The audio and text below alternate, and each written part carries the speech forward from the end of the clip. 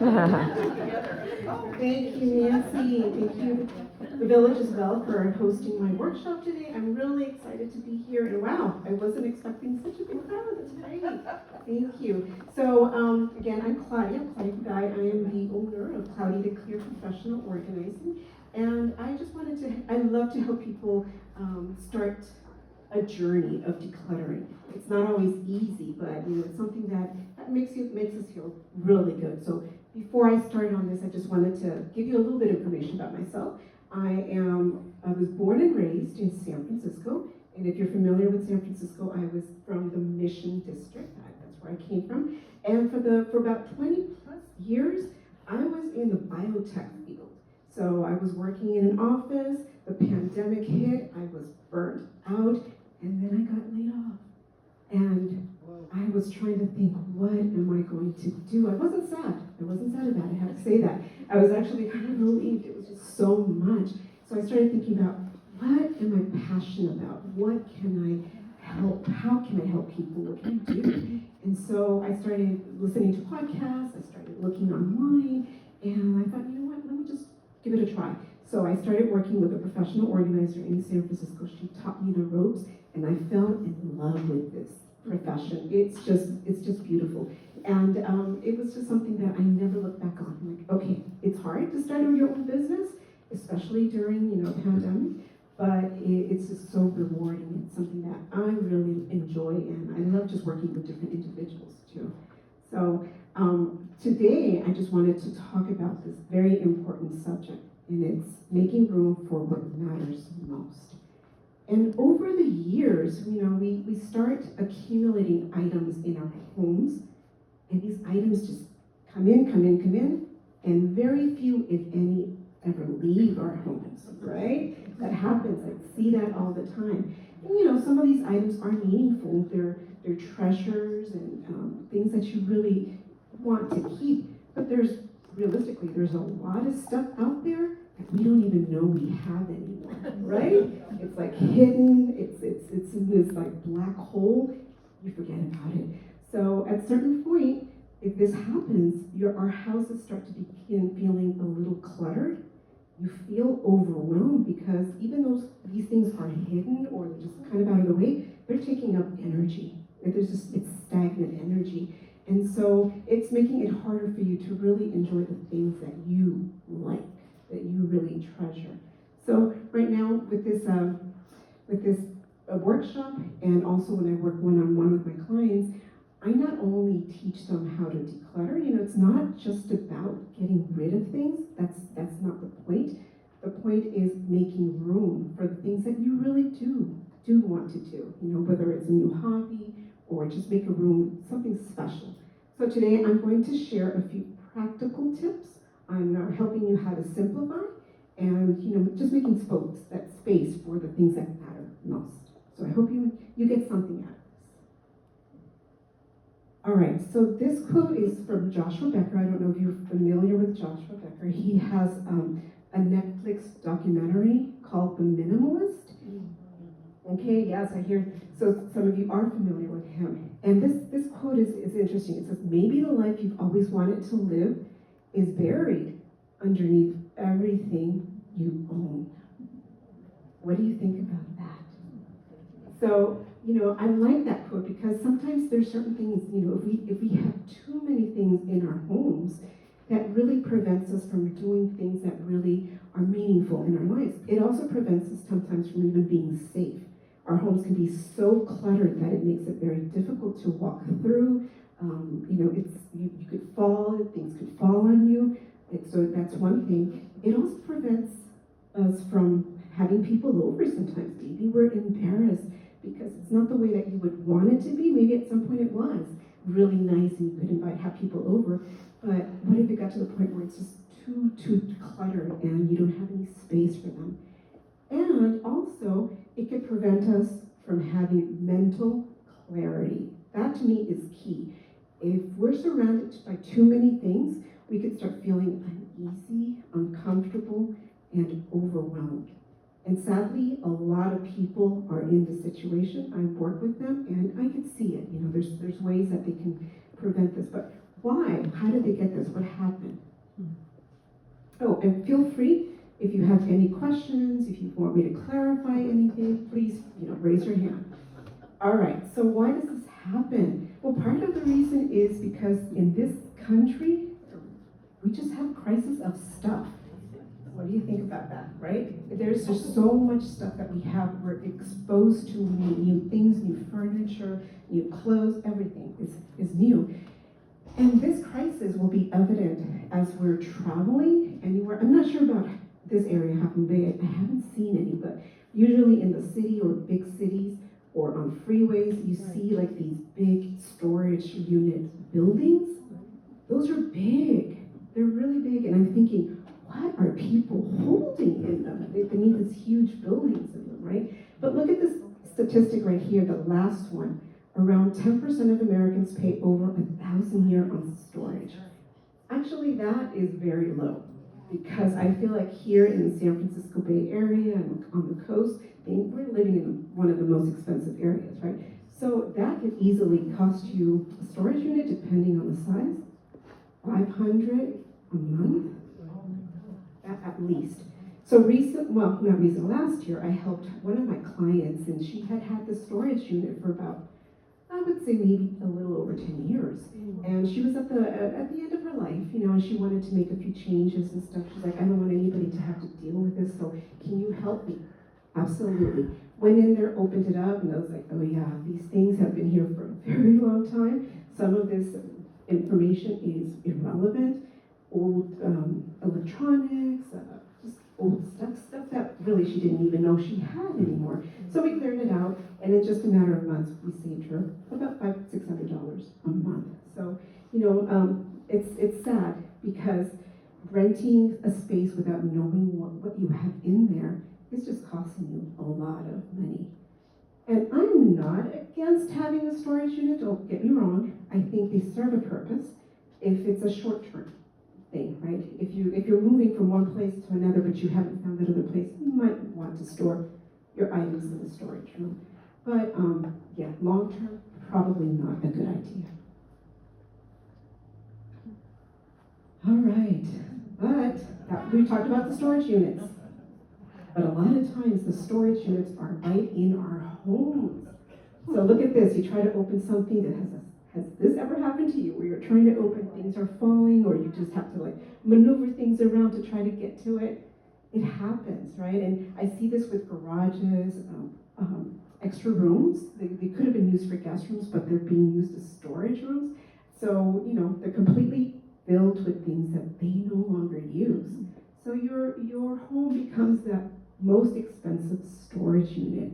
If you start calculating the square footage and how much it's worth, it's very expensive. So this is when I come in, and I usually start helping, people hire me, and they're like, oh, can you please help me with this? Yes, absolutely.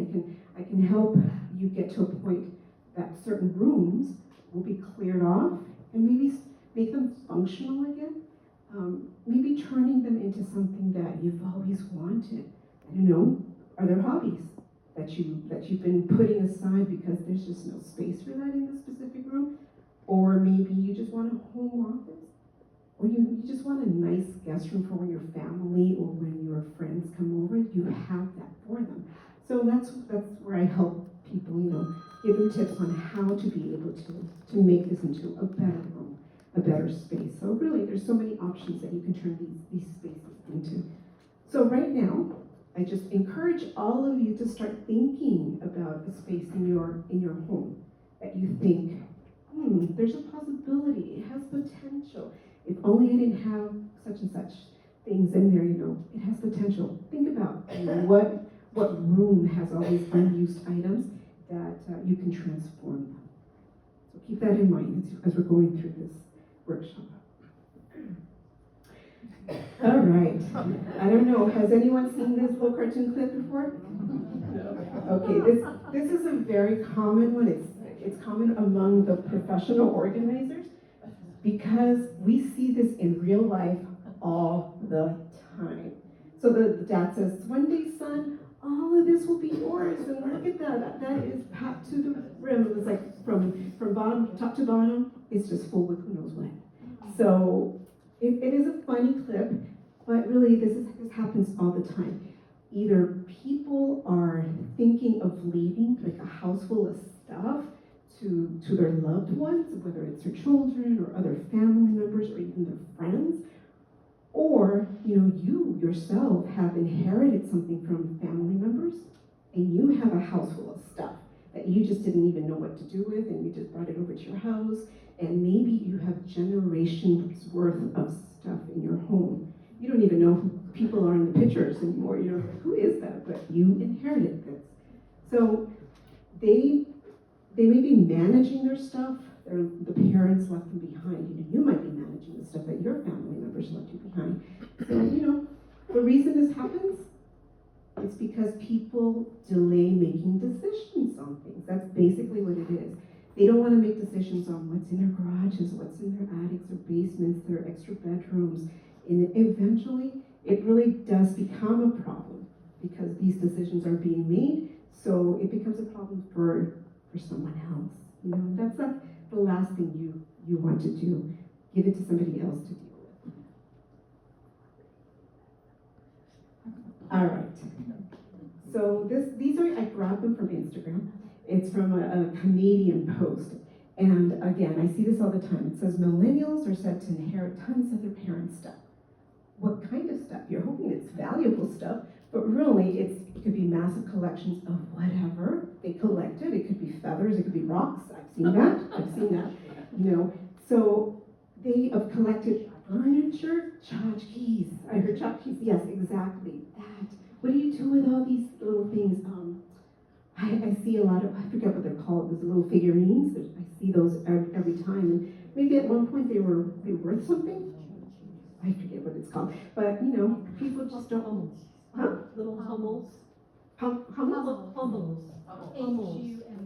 Yes, hummels. Exactly. They're super cute, but they're not worth anything. And maybe they were nice at the time when you were growing up, but, the new generation, they're just not going to appreciate it. So, but it happens.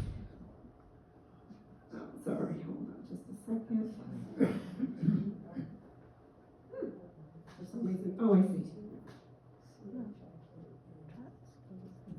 Okay. So that happens all the time, and then the worst case scenario really is they run out of time, and they meant to just start dealing with these items, but they run out of time, they run out of energy, they run out of money. Somebody immediately has to go into the hospital or into a nursing facility, and all of this stuff is left behind for somebody have to deal with all this stuff, and it's really difficult for everybody that's involved, even for the organizers, for people that are not even part of the family, to see this, And when that happens, what they usually end up doing is they hire a hauler. The hauler comes in. If it's a good one, they could probably drop off your stuff at different donation locations. But for the majority of them, they don't have the time. They're just grabbing all your stuff and taking it where? To the building. Exactly. So that's the worst case scenario. It makes me sad because I asked my husband, he's in the audience as well, I really try my best to find homes for things, but when you run out of time and money, that's just not possible. So my goal today is to really to encourage every single one of you here to just start assessing what do you have in your homes, in your apartments, start making decisions on some of these items that you're keeping. Why are you keeping them? Are they still useful? Can somebody else use them? If they're not serving a purpose in your home anymore, then really start considering maybe somebody else could use it. It doesn't need to be in your home. And this process that I'm explaining, right, describing right now, it's what we call, as professionals, we call it decluttering. It's a common word now, and a lot of people understand what decluttering is. And it really is my favorite thing to teach people, because when you learn it, you learn how to declutter, it's impactful in your lives. It will make a difference. All right. How much time do we lose? All right. So one of the many reasons that I enjoy teaching people about decluttering their spaces is because it saves them time. And just take a guess, if anybody wants to guess, how much time do you think we spend on looking for lost items in our homes? Any guesses? All day. Yeah. 24 hours? Yeah, 24 hours. Yeah, exactly. Someone said they'll just go buy another one. I see that too.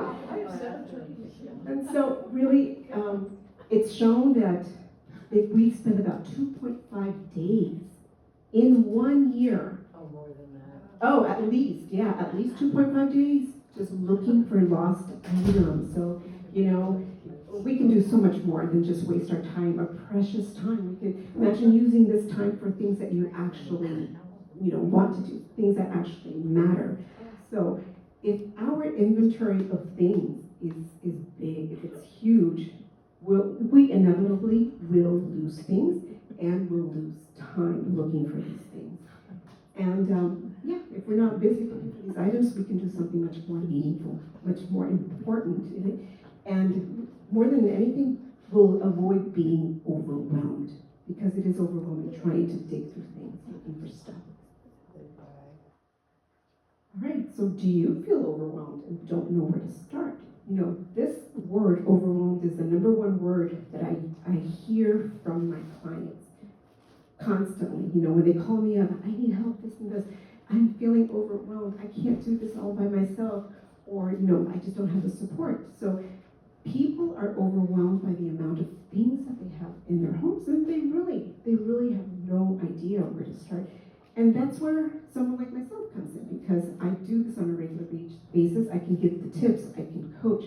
I also can help with the physical labor of decluttering.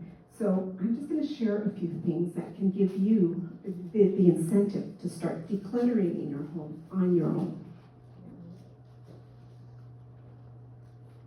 All right. And one thing I do want to mention is that decluttering and organizing are achievable.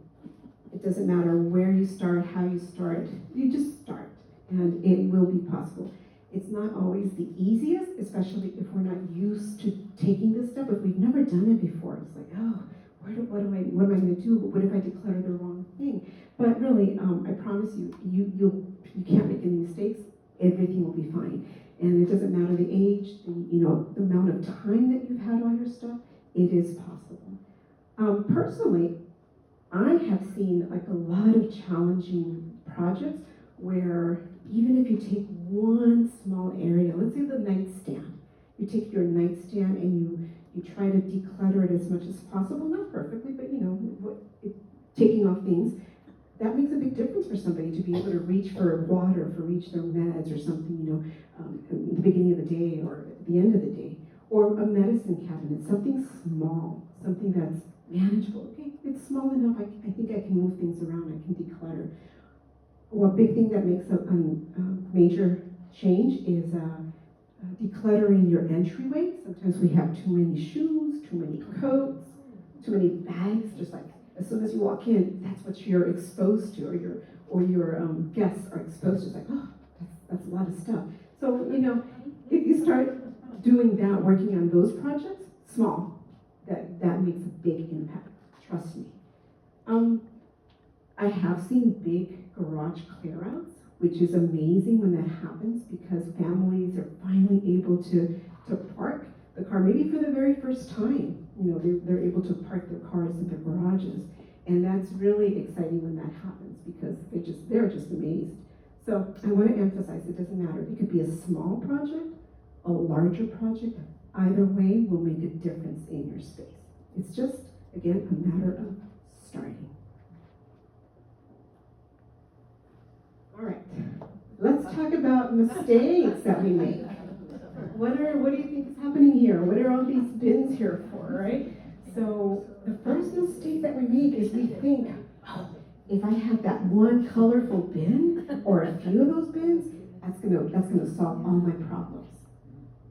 This is what it ends up looking like, right? So mistake number one is getting these organizing bins too soon. It's really easy to get influenced by Pinterest, by Instagram, by all these social medias, by even some of these organizing shows that are around now, where you see everything's all color-coded and it has like all these fancy bins. Don't fall for that, please, please, please. It's not going to make things better for you. It's actually going to make it a little bit more challenging because then you have extra stuff to have to manage, and it just becomes clutter again. So buying products before you start decluttering, before you assess what you need, is really wasting your money at this point, and this should be the very final step. And we'll get into it. We'll use these bins later on. Mistake number 2. Yes, you already saw this, yeah.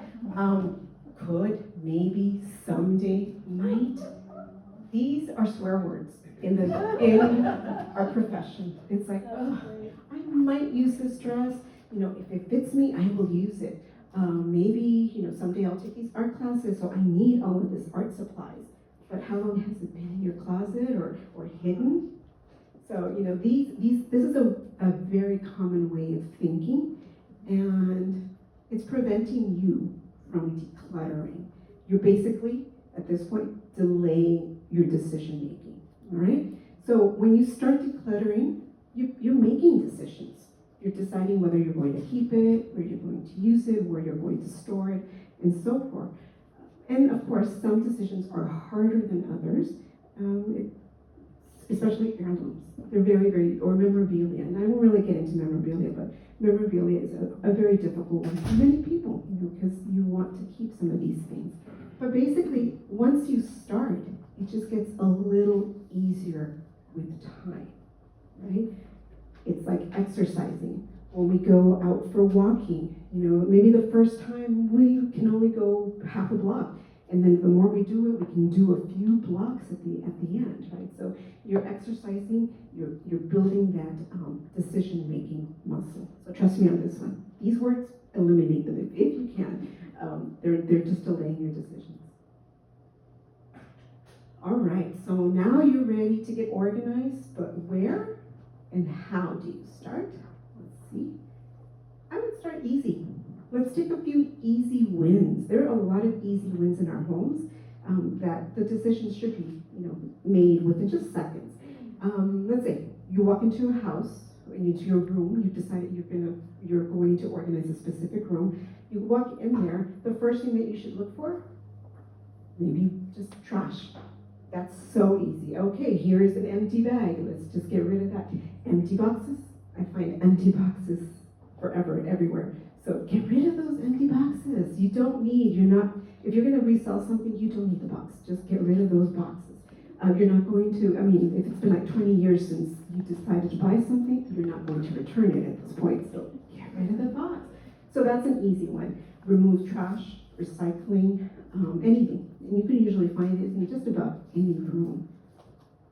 Expired meds, that's another one. Yeah, there's some people would like to keep their meds a little bit longer, and that's fine, but they lose their potency after a couple of years. So if you've had your meds, I have found meds from back in the 2000s and even 80s, you know, so make sure you get rid of those. You don't need those. And you can get rid of those responsibly. There's websites that you can go into to see how to dispose of. Walgreens has a box where you can just drop those off if they're the hardcore meds. Let's see, what else are there? Oh, yes. Did I mention expired food? If you have food, it's beyond, expired date, you can get rid of this. And anything that is falling apart, that it's beyond repair, you're not going to repair it. It's been there for a long time. It's not getting repaired. Just throw that out. Easy wins. All right, here, does that look familiar? That one on that side is just old manuals, or just manuals in general. You know, by law, they need to give you manuals to read. But a lot of times, if things are going to get broken, are you really going to look at your manual and try to fix it yourself? Maybe. If you like to tinker, yeah, okay, you might do that. But honestly, any manual, I have found it online. You can go look for a manual online. Better yet, look for a YouTube video. They have all of these ways. There's so many ways that you can fix things. So the tutorials are on YouTube. It's a lot easier when you're actually seeing somebody do it. So manuals, if you're going to keep any, just keep the most current ones, because I have found manuals for items that have left the house years ago. So that's another easy one, manuals. And then on the other side, cables. Cables are notorious for just being everywhere, right? So those cables, you don't even know what they belong to anymore. So make sure with old telephones, you can just recycle them. Grab all of these and put them in a box in a bag. Take them to Goodwill. They will recycle electronics. Best Buy also recycles electronics. So just pick them up, easy. Put them in your car, take them there in. They're not in your home anymore. Straw flour locally. Which one? Straw flour recycles. Straw flour. I'm not familiar. Is that local? It's straw flour electronics. Sometimes they charge a fee for monitors, but otherwise iPhones and all the little stuff, I'm pretty sure you can give away for free. Yeah. And sometimes, you're recycling, sometimes they'll pick up, there's places where you can just drop off electronics. So keep them out of landfill, but you can recycle them responsibly. All right, so for the most part, these are super easy wins to begin, all right? So what you're doing here is you're training your brain to start recycling, or not recycling, to start decluttering and decluttering the bigger things that are coming up, okay? Any questions so far? All right. Okay, steps to an organized home. These are right here. You prioritize, you categorize, you declutter, and then you organize, all right? So these are the 4 key steps. There's a few in between, but we're gonna focus on these only. How do you prioritize? You ask yourself, what is the most pressing thing in your home that needs to get organized? Think about that. You probably have something in mind already, so that's where you could start. And for some people, it could be the bedroom. Maybe you're having a hard time sleeping. There could be various reasons, but one reason could be the clutter that you're surrounded by. Believe it or not, that really does affect our sleep and our mental. Mentally it just affects us. So maybe that might be a place to start, your bedroom, your haven that you want to make it into. The other place is the closet. If you're having a hard time getting ready every morning, it's getting frustrating. You're like fighting with your clothes because it's so packed. Maybe that's where you want to start, the place that frustrates you the most. So that's really where you should be starting. And then you can also prioritize in a practical way. So let's say you get a phone call from a friend, a family member, say, hey, we need a place to stay. We'd love to stay with you for a few days. Your guest room is a little messy, it's a little cluttered. It's like, okay, well, let me start preparing. So you prioritize that room because you're preparing for your friends to stay there, right? So that can motivate us. Having guests over can motivate us to declutter a room. Or maybe you're planning a trip, you're traveling soon, and you've lost your passport. But you know that the passport is under all those papers that are in your desk. So maybe that would be a good place to start. Go into that desk and just start decluttering to look for that passport. Or where tax season is upon us, we might want to just sort through some papers, do some paper management in order to get the right tax forms and prepared for tax season. So it really all depends on what is important to you at the time that you make this decision to start decluttering. All right, so now we move to categorizing, right? We prioritize, we selected what we want to do, and we want to start categorizing. So in this case, we're just really breaking down big projects into smaller ones. So that way it's manageable, it's not overwhelming. And it also gives your brain a break.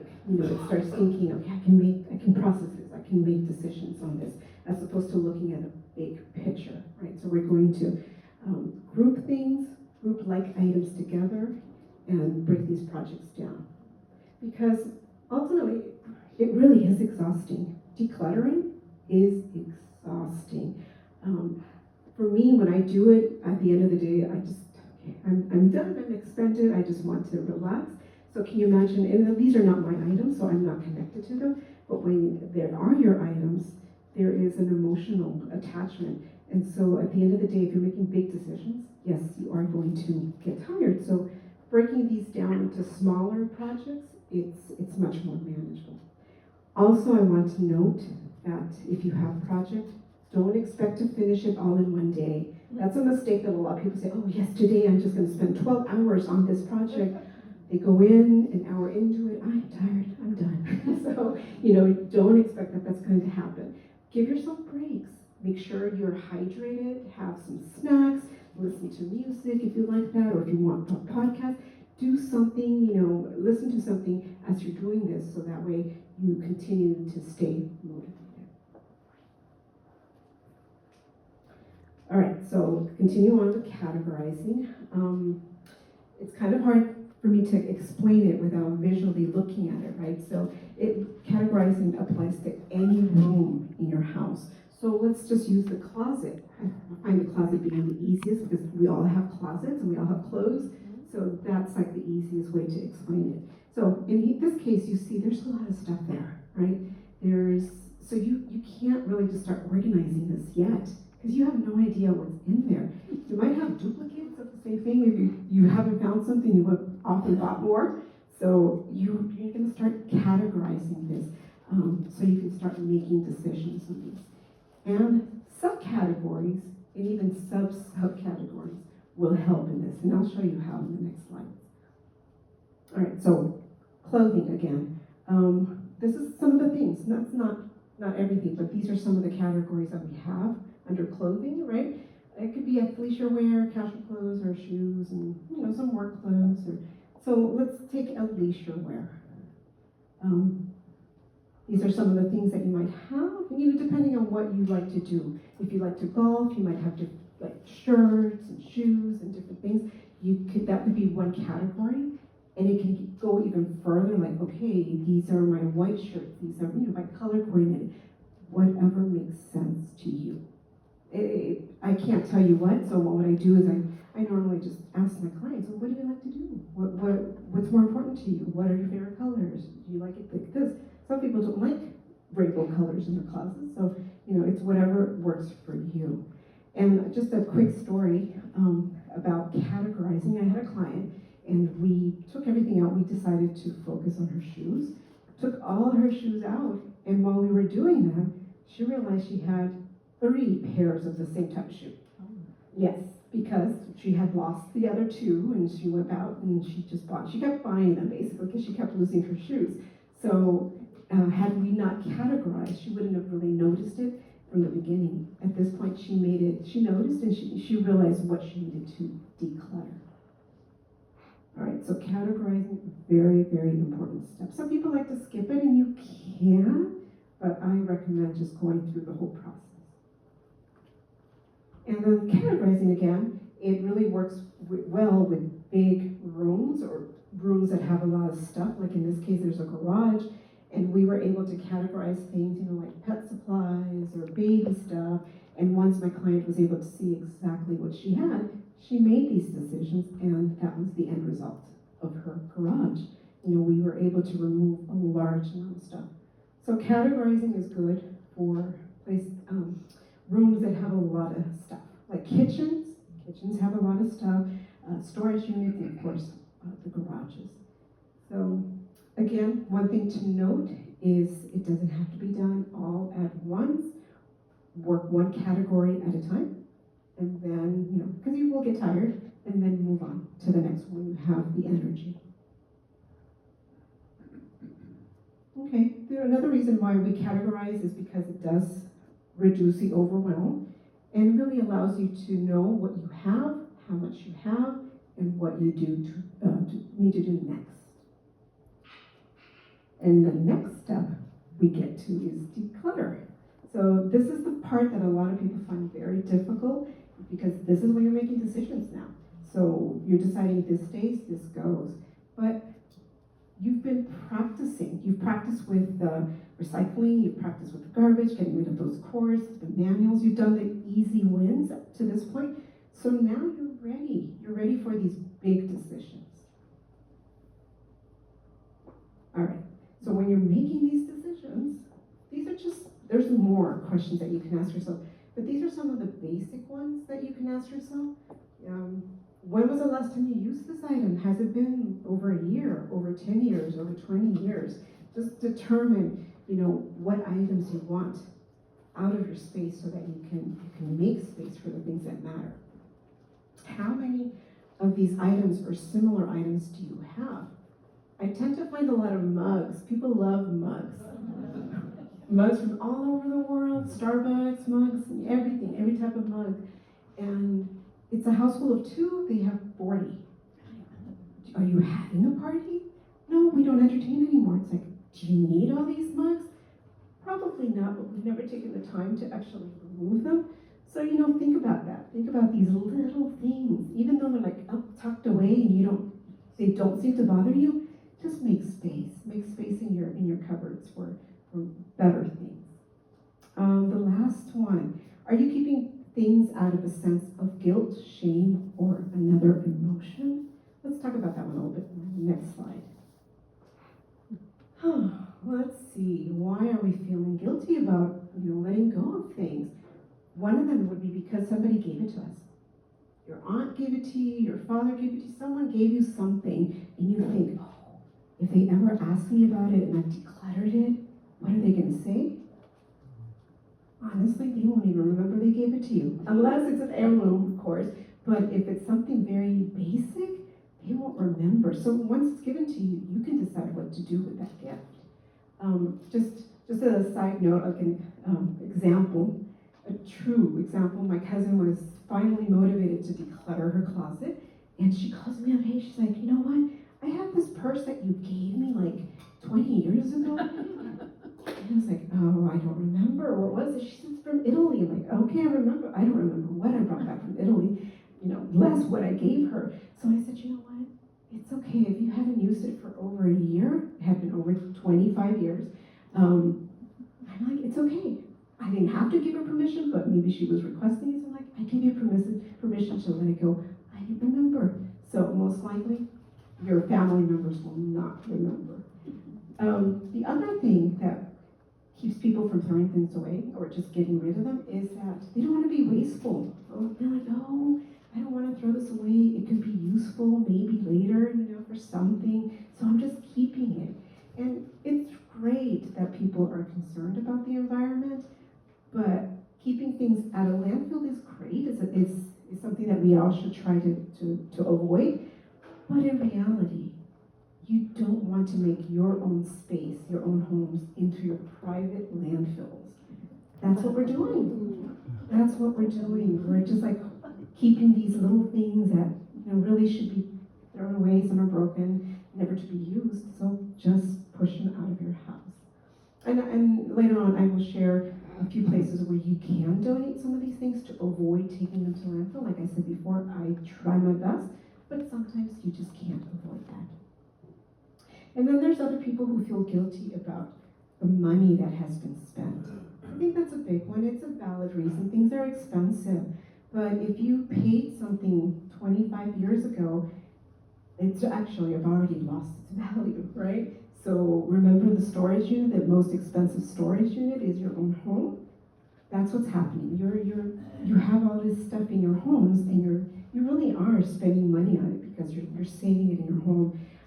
So it's landfill or storage unit. You want to avoid that. There's like so many other options.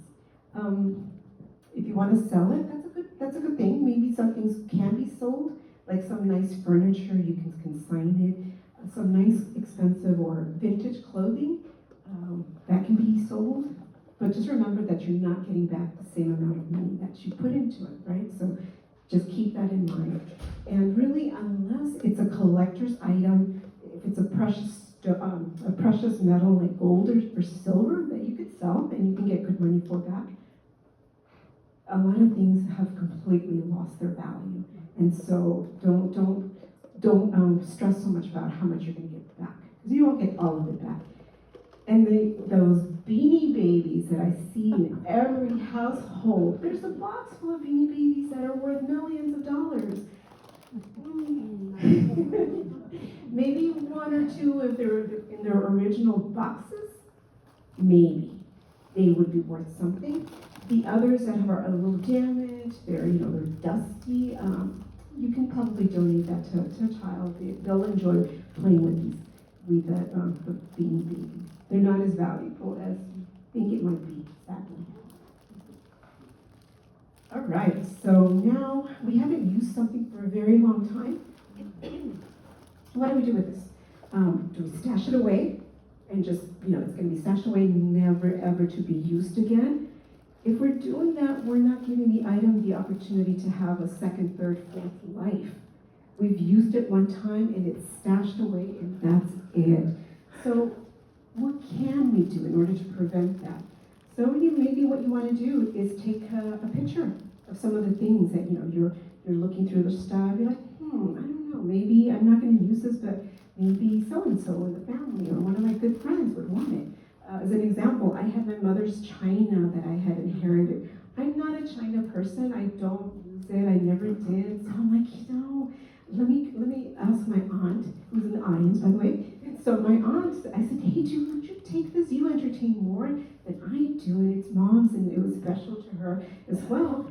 She took. So I kept a few things, just a few things that I know that I would use, like the teacups and stuff, but I gave the rest to my auntie. So you could do the same. And if they respond, hey, I don't want it, a lot of kids nowadays, they just don't want these things, then you move on to the second option, which would be, one of your local thrift stores, Goodwill, Salvation Army. Those are good places that will take a lot of these things. Your local animal shelter is a good one. If you have pet items, supplies, if you have old towels, or even some sheets, just call them ahead of time, ask them, hey, can you take these? They would love it. The towels especially, they need those. Books. I heard somebody had a lot of books and we're at the library, and I actually asked the girl at the counter, and if you have a lot of books that you want to donate, that would be great. If you're not going to read them anymore, allow somebody else to read. So Half Moon Bay does have Friends of the Library. They have information at the front desk, and you can donate, I think she said 2 boxes full of books. At a time, thank you. And that would be really nice for somebody else to have that opportunity. You enjoyed a book, it's time to move forward and pass it on to somebody who could still enjoy it. The ones that are in really good condition, because I do find a lot of books that have mold on them. Sadly, no one's gonna take that, or no, you should not be donating those. Those need to be trashed, sadly. The local Buy Nothing groups. Is anyone familiar with those? You have several. They're all over. There's like different neighborhoods that, it's just local neighborhood people that you can post anything, next door, Facebook Marketplace, places like this online. Yes, it does take a little time and you just have to post it and wait for a response, but those are really good places to give it to people who really want to use an item. Sometimes it's families, sometimes they don't have the funds to buy it new, and it's a perfectly good condition, so that's a good resource. And then there's other places. I put skilled nursing facilities there because I had a client who loved to knit, and she just had so many things, some paraphernalia, knitting paraphernalia, but she couldn't knit anymore. And it was perfectly good knitting supplies, but she just wasn't going to use it anymore. So we packaged those up for her and called one of the nursing facilities locally, and they had a knitting club. So dropped off all of these supplies at the knitting club. They sent her a letter thanking her for all the donations that she had provided. So it made somebody else happy. And so thinking about these things like art supplies, who can benefit from them, right? So think outside the box when it comes to some of the places where you could donate your stuff. Okay, I have a lot of other resources too, or I could spend a whole workshop just talking about the resources. So if you have any questions about it, I do have a sign-up sheet in the back, and you can sign up, you can add your emails, and I can send you more information. Just tell me what it is that you're looking for. All right, so we get finally to the point that we wanted to get to. You decluttered, you got rid of stuff, you deleted things, and now you've selected the items that you actually want to keep in your homes and that you're going to use on a regular basis. And again, I'm not discussing memorabilia. That is a whole other subject. But at least if you have the memorabilia, you can store it away safely in another area. Okay, so you start organizing your spot, and you start finding a place for everything. Oh, you see what those things are in? Exactly, there's bins. So those bins that we put aside, now they become useful because you have a place for them. They're not taking up unnecessary space. They're actually being used to store the things that you want to keep. So this is a good time to bring out those bins, or if you have to purchase some bins, you can do that. Buy nothing groups, they always have bins. So if you can go that route, it saves you a lot of money too. And if you start organizing your stuff and you find out, you know what, I really don't want to keep that, it's okay to continue decluttering. Just keep decluttering until it feels good to you. And at this point, you have enough experience decluttering that you want to continue. Okay? But I do want to mention a few rules when it comes to organizing. And one of them is, it's okay to use your space for other purposes. Let me explain what I mean about that. Sometimes we have our own rules about our spaces, right? So like those mugs, they always need to be in this one cabinet space. They can't be moved for whatever reason. Your living room, oh no, I can't possibly keep an office in there because it's just my living room. There's no space. Or my bookcases are only for my books. But at this point, you've decluttered a lot, and now you can start organizing it in a way that makes sense to you. So maybe if you had your mugs in one place all this time, maybe start considering where else. You've decluttered some at this point, hopefully. Start thinking about where do they make sense to be stored. And then rule number 2, keeping like things together and giving them boundaries, all right? So giving them boundaries is very important. And when I say keeping like things, for example, medical supplies. Sometimes we have a tendency to have like Band-Aids here, gauze over there, alcohol over here, whatever, it's like all over the place. Try, if you can, as best as you can, to keep all the things in one area, just contain them in one area. Supplements, it makes sense to have them in your kitchen. Keep them contained in your kitchen. But for the most part, you're trying to keep like things together. And let me show you what I mean about boundaries. Does this look familiar to you? One of these, right? One of them is a catch-all or junk drawer, and the other one is a pantry. So what happens if we did not have boundaries, if we didn't have these boxes? What would happen to that junk drawer? Chaos. Scramble, yeah. You would lose time looking for stuff in them because everything's just dumped in one place, and there are layers and layers. By giving them boundaries, these boxes, you see the boxes here? Even let's say the receipts were not that neat, because they're not going to stay that neat either. So let's say the receipts are kind of all over the place. They're all in one box. They're contained. They have boundaries. The pantry is one of those places that can get messy really fast if you don't have boundaries. If you don't have containers or something to contain them. So for example, the popcorn, once it reaches a limit, that's it. You're not buying any more popcorn because that's all that fits there. So you're not gonna, try to stuff it in other areas. You're trying to contain and set those boundaries. And that way, you're not losing things. It's easier. You're not losing time. So you're making it easier for yourself and for your family members too. All right, I'm gonna take a drink of water because I've been talking too much.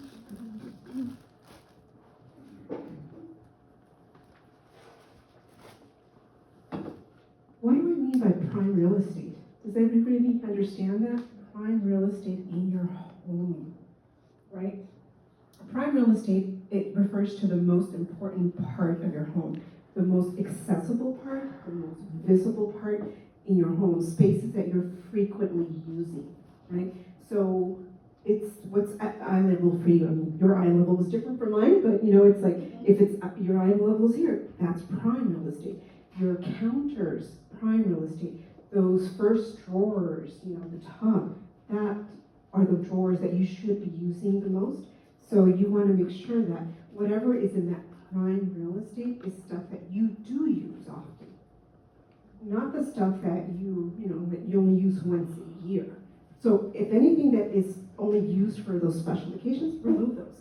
Get them out of the prime real estate and put them in different areas, maybe higher up or much lower. Just free up your counter space and just use it for the proper things. For copying, most of us either drink coffee or tea. Make sure that is placed in the prime real estate. And this applies to all parts of your house. closet. Closet has a lot of prime real estate in there, so the most important things go in your eye level. Any questions about the prime real estate? All right, so again, just kind of going, these are the 4 steps to an organized home. We went through prioritizing, categorizing, decluttering, and organizing. Now, we know what all of this means and how to get organized in your home. But I do have a little bit of final advice for you. This is just, things that you should think about. Don't be so hard on yourself. If you don't get it done within a day, a week, a month, it's okay. Just don't be hard on yourself. Just start. Start a project. See how far you go. Have a goal in mind, but don't expect it to be done so quickly. Sometimes I get calls and people say, I need my kitchen done, but I need it done in 2 hours. That's not gonna happen. 2 hours is definitely, a kitchen, if you're curious, usually takes about 6 hours, at least, depending how big. This is a regular size kitchen, so 2 hours, it's not gonna be enough, but in 2 hours, you can work on categories. Remember categorizing. Don't keep things out of guilt or might use it. We talked about that. Guilt is not going to help us in making decisions. Don't fear letting go of things. It's okay. It's all right to let go of items because if someone's gifted you something, they probably won't remember they gave it to you. We didn't talk about this, making decisions for others. I've learned this the hard way. When I started my organizing journey, I was trying to actually kind of push my husband into getting a little bit more organized, and I thought, he could get a little bit better. Bad decision. So it's not good. So he pushed back. I'm like, you know what, that makes sense. So if your spouse, your significant other, your roommate is not ready to get to this point, set the example. Eventually, I rubbed off on my husband. He's doing it on his own now. So it does work. Just set that example. Just work on your stuff. Don't try to figure out how to declutter other people's stuff. Okay? It's not good for a relationship. Don't fear the trash can. Yes, we're trying to avoid putting things in landfill, but that's not always going to be the case. So it's okay. And sometimes if you don't have the energy to drop things off at donations, either get somebody else to do it for you, or I don't want to say it because I wouldn't do it. But if that's all the energy that you have, that's what you need to do. Perfection. Sometimes people don't get started because if it's not perfect, it's not right. I can't do it without it being perfect. We're not striving for perfection here. We're just striving to start.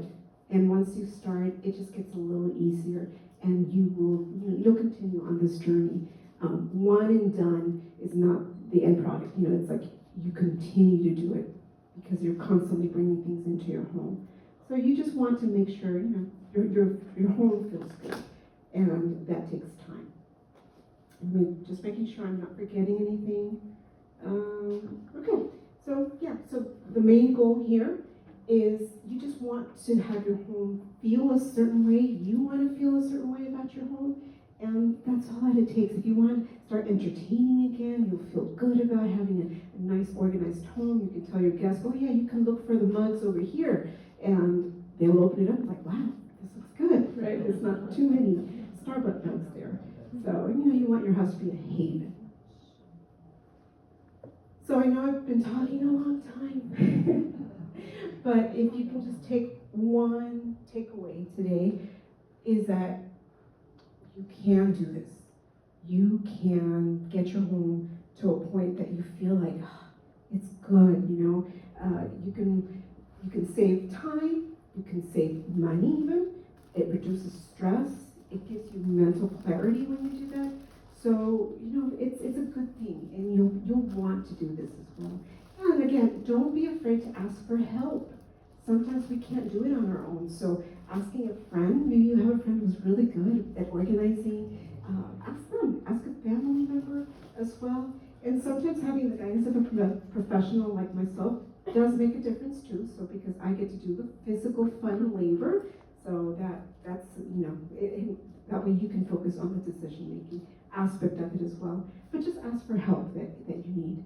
So I do encourage you to just start small.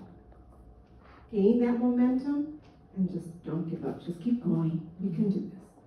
So I'm almost at my last slides here. And these are just some motivating comments that I gathered from, again, Instagram. And this one was a good one about this lady who, her and her husband downsized. She says they even had stuff from their parents. So they wanted to do a massive purge so that their kids wouldn't have to deal with it afterwards. And how do they feel? They said, we are glad we did it. You can hear it as you're reading. It's like, oh, what a weight off my shoulder. And then this one I like too, because she says, if you have fine china, use it. Use it, right? You have these beautiful plates, you have things that you want to display, just use it. Don't hide them. Just, they could be maybe on a daily basis, once a week. Make every day a special day. So use your china. I like these comments. All right. So finally, I wanted to end my presentation with this quote, Marie Kondo. Has anyone heard of Marie Kondo? Spark joy, right? So she's the author of that life-changing magic of tidying up, and she has a Netflix show. She says the question of what you want to own is actually the question of how you want to live your life. How do you want to live your life?